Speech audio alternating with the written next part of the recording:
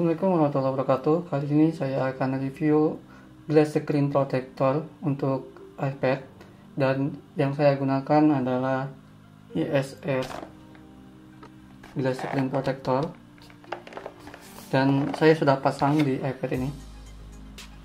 Ada beberapa kelebihan dan kekurangan. Ini dimensinya cukup besar lebar, jadi kalau masang ke iPad-nya harus pakai ini guide, dan ini udah sepaket sama glass screen protector.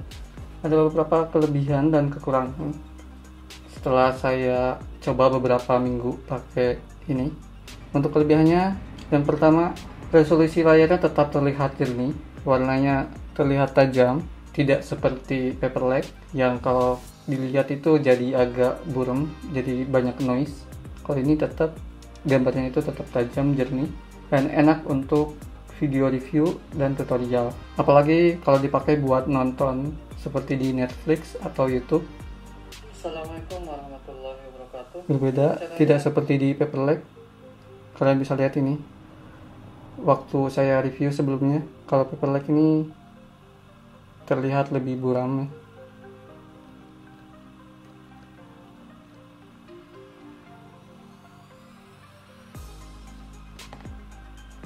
Oke, selanjutnya ini cukup keras, jadi melindungi layar kalau misalkan kena benturan.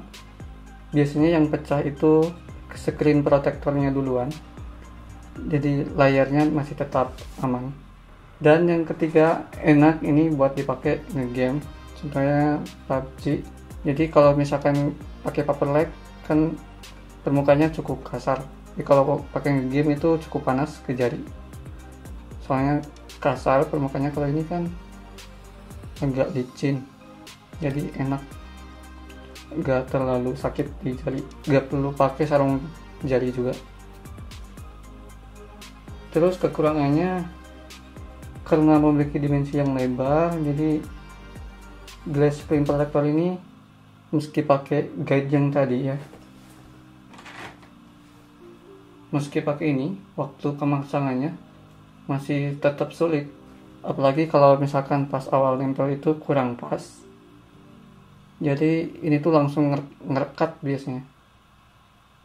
Kalau ngangkat tuh jadi agak mudah melengkung, jadi pas diangkat lagi tuh si glass screen protector tuh melengkung, jadi mudah, kayak kelihatan mudah patah gitu, beresiko patah. Jadi kita harus angkatnya hati-hati. Ini benar-benar sulit untuk pas awal masangnya, harus pas banget. Terus yang kedua, gampang meninggalkan sidik jari. Jadi, tapi sebenarnya kalau misalkan lagi nyala kayak gini nggak terlalu mengganggu, soalnya nggak terlalu kelihatan. Tapi kalau misalkan pas mati layarnya,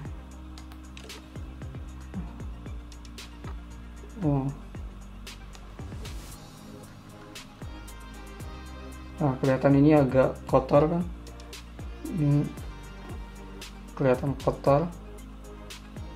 Tapi kalau pas nyala itu nggak terlalu kelihatan sih.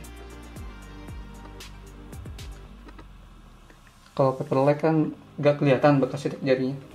Dan yang ketiga, ini kalau pakai Apple Pencil rasanya tuh lebih licin dibanding pakai Paperlike. Ini sangat licin, tapi saya nggak masalah sih. Saya lebih suka mendesain di permukaan yang glass kayak gini, glass, dibanding yang Paperlike. Kalau Paperlike itu gimana ya, jadi suaranya saya tidak terbiasa, agak linu kayak gitu kalau dengar suaranya. Kalau ini kan enggak. Tapi sebenarnya kalau pakai Apple Pencil paling nyaman itu gak pakai screen protector, jadi enak langsung ke layar iPad-nya. Gak tahu kenapa, tapi kalau langsung ke layarnya itu agak keset. Beda kalau di permukaan yang glass kayak gini, glass tambahan, ini licin. Paperlike juga masih terasa lebih licin dibanding langsung ke layarnya. Terus kalau pakai glass screen protector itu kekurangannya, cahaya yang dipantulkan itu frontal gitu, jadi langsung lurus. Kalau misalkan kita pakai iPad-nya malam nih, terus lampu di atas nyala, jadi sangat mengganggu. Itu cahayanya tuh, pantulan cahayanya itu sangat mengganggu. Berbeda dengan paper lake. Jadi cahaya kalau di paper lake itu kan jadi buram ya. Tapi meskipun begitu, kalau dipakai di ruangan yang agak gelap gitu, enak banget dipakai jika dibandingkan pakai paper lake. Jadi kesimpulannya, mending pakai paper lake, glass screen protector, atau tidak keduanya. Jawaban saya tergantung selera kalian sih. Tapi menurut pengalaman saya, paling enak itu tanpa memakai pelindung layar apapun. Apalagi kalau pakai Apple Pencil, lebih enak langsung ke layar iPad-nya. Gak tahu kenapa. Mungkin karena didesain nyamannya nyamannya langsung ke layarnya kayaknya. Gak pakai aksesoris glass screen protector. Cuman kalau gak pakai pelindung itu beresiko kalau udah pecah layarnya kita pasti bakal keluar uang banyak untuk servis. Jadi lebih baik mencegah kerusakan daripada harus servis gitu. Oke, terima kasih telah menonton. Jangan lupa buat klik subscribe dan tulis komentar ataupun pertanyaan pada kolom komentar. Oke, terima kasih.